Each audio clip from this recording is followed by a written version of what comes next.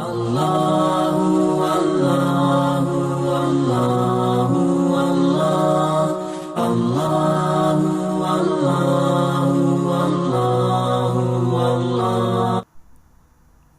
Bismillahirrahmanirrahim. Assalamualaikum warahmatullahi wabarakatuh.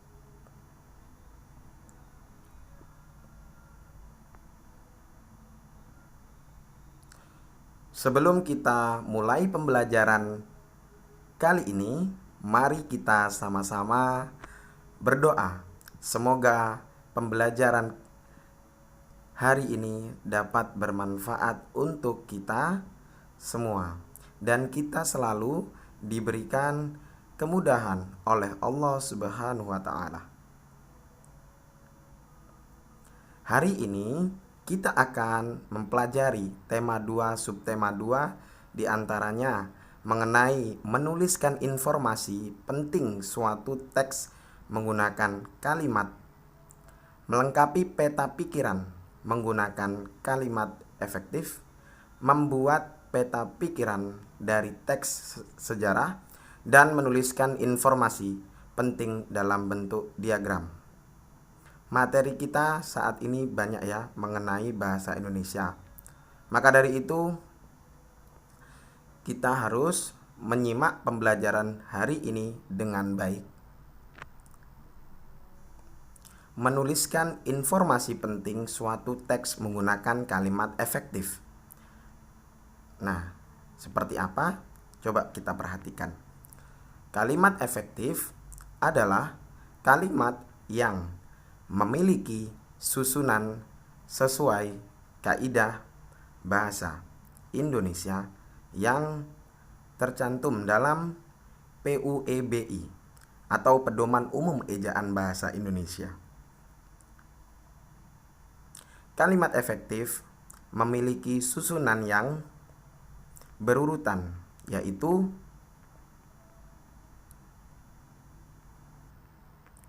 S adalah subjek, P adalah predikat, O adalah objek, dan K adalah keterangan. Keterangannya, coba kita perhatikan sama-sama ya Ananda. 1. Subjek.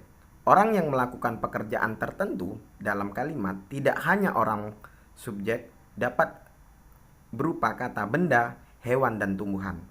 Kedua, P, predikat, tindakan yang dilakukan oleh subjek dalam kalimat. Yang ketiga ada O, objek, suatu yang berdasarkan pada aktivitas subjek. Yang keempat adalah keterangan, penjelasan di mana, kapan, dan bagaimana suatu peristiwa terjadi dalam kalimat. Perhatikan contoh kalimat efektif berikut ini. Insinyur Soekarno dan Dr. Mohatta memproklamasikan kemerdekaan Indonesia di Jakarta. Kalimat efektifnya adalah Insinyur Soekarno, Dr. Muhammad Hatta, subjek. Mempromosikan adalah predikat. Kemerdekaan Indonesia adalah objek. Di Jakarta adalah keterangan. Nah, itu dia ya tadi tentang kalimat efektif. Sekarang melengkapi peta pikiran menggunakan kalimat efektif. Di sini coba Ananda perhatikan. Peta pikiran dapat membuatmu lebih mudah mengingat informasi penting dari suatu teks yang telah kamu baca. Saat membuat peta pikiran, sebaiknya menggunakan kalimat efektif. Hal tersebut dapat mengingatkan kemampuanmu menulis dengan kaidah bahasa Indonesia yang baik dan benar.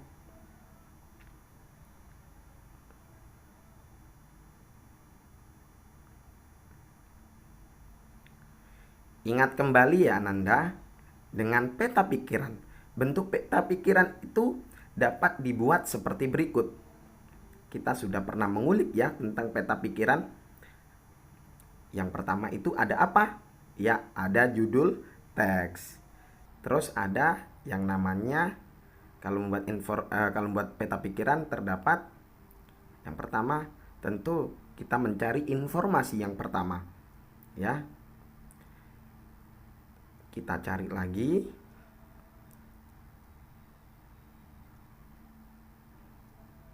Informasi yang ke berapa? Ya, kedua. Ada lagi.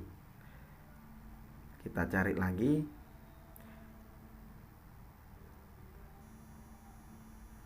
Informasi yang ketiga. Terdapat juga atau bisa kita cari lagi tergantung dengan paragrafnya ya Ananda. Kita cari informasi yang keempat. Membuat peta pikiran dari teks sejarah.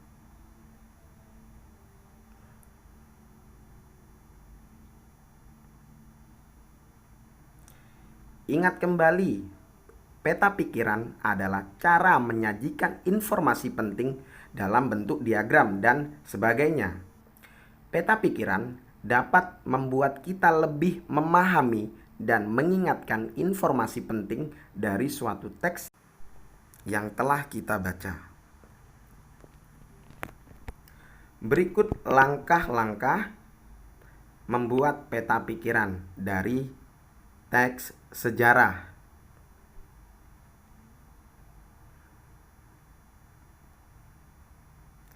Yang pertama, syaratnya adalah bacalah teks dengan cermat. Yang kedua, buatlah kerangka peta pikiran menggunakan aspek apa, di mana, kapan, siapa, mengapa, dan bagaimana.